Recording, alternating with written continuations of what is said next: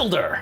This is the CVW Swift Z, a 2-in-1 monitor with a built-in wireless transmitter. Costs anywhere from $600 to $700 depending on where you buy it from. I didn't lose any signal up to 300 feet away with no line of sight. It has 2 NPF battery mounts for hot swappability. Lasts approximately 3 hours on one large Sony NPF battery. If you don't want to use this in a wireless transmission mode, you can actually use this as 2 separate monitors. Do I recommend it? If you've been looking for a budget wireless monitor solution, yes. Because you bought 2 cheap monitors and a wireless transmission instead, you actually be spending $100+ more than if you just bought the Swift Z. Done. Roll that intro. Hey, what's going on, everybody? You're watching Too Long Didn't Read Filmmaker, where the answers comes first, the reasons come last, but we're constantly and always still learning. So today we're going to find out whether or not the CVW Swift Z, which is a 2-in-1 wireless monitoring system, is going to be the right solution for you and your overall filmmaking kit. And I want to thank CVW for sending this out to me so I can provide you with my review today.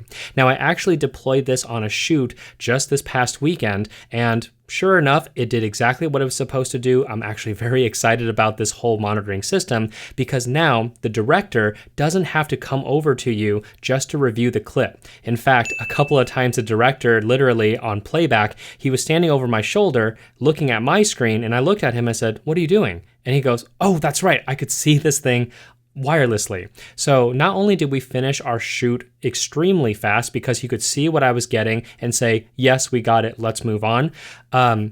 I think this is going to make budget filmmakers really happy out there. So without further ado, let's get started. For $600 to $700, depending on where you buy it from, you get a case that holds these 2 monitors, as well as a host of accessories like the side handle for the RX unit and the sun hoods with their respective brackets. Design-wise, it's predominantly made out of metal with a small fan in the back, followed by 2 NPF ports for hot swappability, and all the input-output ports are on the right side. On the bottom, you have a USB-C port for firmware and LUT updates.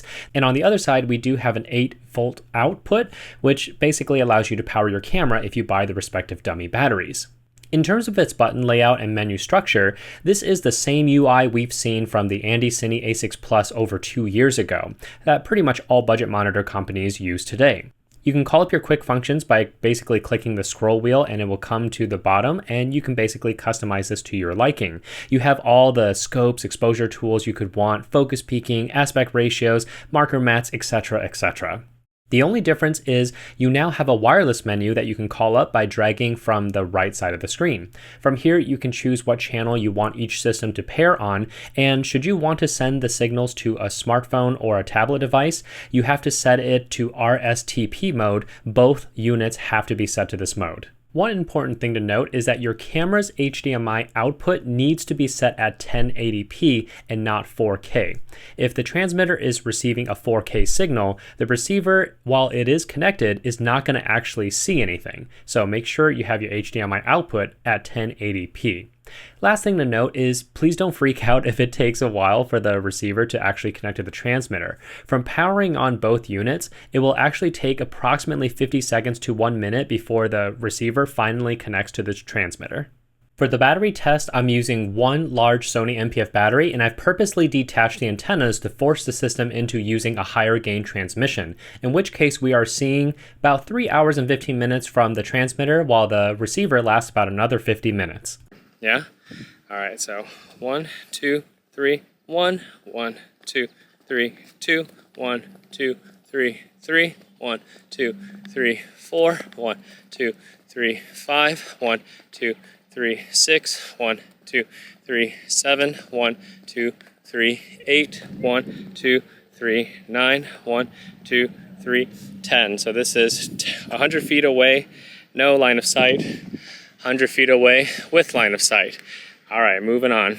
1, 2, 3, 1, 1, 2, 3, 2, 1, 2, 3, 3, 1, 2, 3, 4, 1, 2, 3, 5, 1, 2, 3, 6, 1, 3, 7, 1, 2, 3, 8, 1, 2, 3, 9, 1, 2, 3, 10. This is 200 feet away with no line of sight. And then this is 200 feet away with line of sight. And 1, 2, 3, 1, 1, 2, 3, 2, 1, 2, 3, 3, 1, 2, 3, 4, 1, 2, 3, 5, 1, 2, 3, 6, 1, 2, 3, 7, 1, 2, 3, 8, 1, 2, 3, 9, 1, 2, 3, 10. This is 300 feet away. You're not going to be doing this, no line of sight. And then we'll do 300 feet with line of sight. Now, I normally would do a latency test for this sort of thing, but I kind of feel like it's not going to be that helpful to you. And here's why. Because your camera to the transmitter has its own latency. And depending on what camera you got, the latency could be super good or really bad, like the GH5 and 24 Hertz. So that is completely dependent on your camera. And then you have the transmitter to the receiver's latency, which is on average somewhere around like 50 to 60 milliseconds. So when all said and done, the director is looking at approximately 100 or more milliseconds of latency, depending on what camera you have. So that's why I'm not really going to be doing a specific test, because all HDMI ports that are going into this thing have some sort of latency coming out of the camera, and that's going to add a lot to it. So what's the bottom line here? Is the Swift Z something you should be thinking about for your overall filmmaking kit? From a budget standpoint to the features that it gives you, I have to say it's a definite yes. Now let's talk about the budget real quick, because you guys know I love to talk about that kind of stuff. If you were to go out and buy 2 monitors of your choice, whether the cheapest ones or you can go as high as you want, followed by an actual wireless transmitter to receiver system, I personally review the Hollyland 400 or Mars 400S Pro, but you can go with any one you want. Generally speaking, if you are getting the cheapest monitor you can possibly find, which is usually around $125 to $150, and they range all the way up to about $200 per monitor. So just to make things easy, you're looking approximately anywhere from $250 to $300 just for 2 monitors.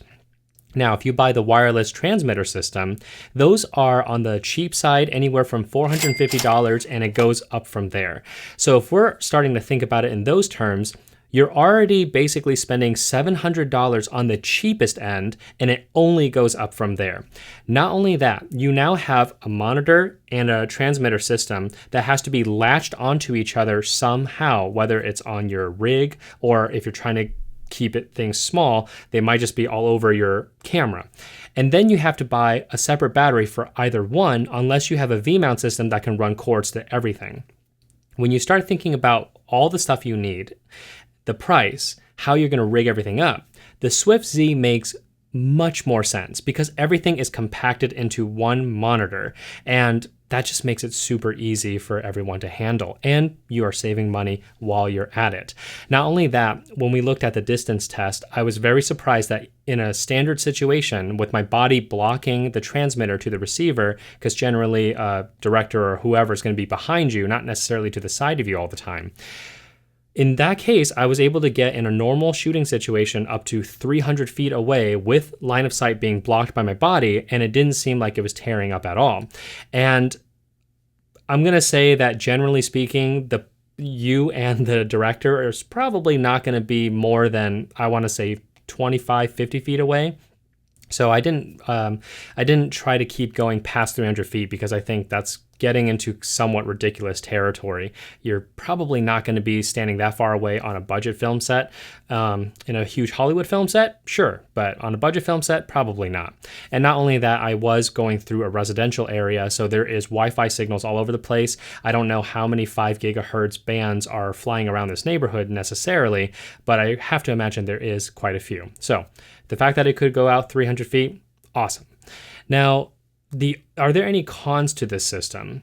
There are, and that's just by design. For one, budget monitor companies really need to stop with this whole red status LED thing when you have a battery inside the unit when it's not even on. If you forget to take the batteries out, it's just going to drain it.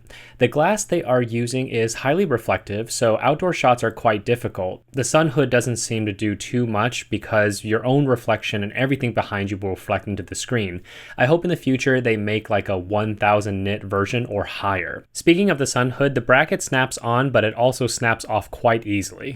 Now, one interesting quirk is that the transmission does change your receiver's image slightly by raising the luma a little bit. The false color confirms this, as you can see the skin tone pink showing up in the receiver unit and not on the transmitter. In terms of the little handle for the director, while that is a really great idea, you have to manually screw it on. And if you do that, you can't put it back into the carrying case where the two monitors live. You have to take that handle off just to pack everything back together. I understand it's a cost-cutting thing, but it would have been nice if there was, I don't know, maybe just like an extra metal piece that they could have slid into it.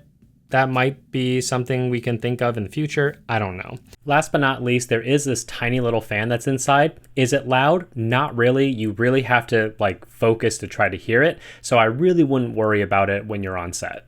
At the end of the day, I feel like the CVW Swift Z is a great budget wireless monitoring solution. The only deal breaker is probably for productions that are constantly outdoors in bright sunny days. Otherwise, I see this system highly valuable for the film shoots I'm on, and I will be using these more often either as a wireless director's monitor or just two monitors for camera operators. And hey, that is it for this week, everybody. If this video has made all the influence in your purchasing decisions, I would truly appreciate it if you check out my affiliate links down below. Again, this costs nothing extra to you. It just gives me a little compensation so I can continue making videos like this for you. And as always, if you have any questions or comments, go ahead and leave it down below. I will get to them as fast as I can. And until then, like, subscribe, and share, and I'll see you guys in the next one.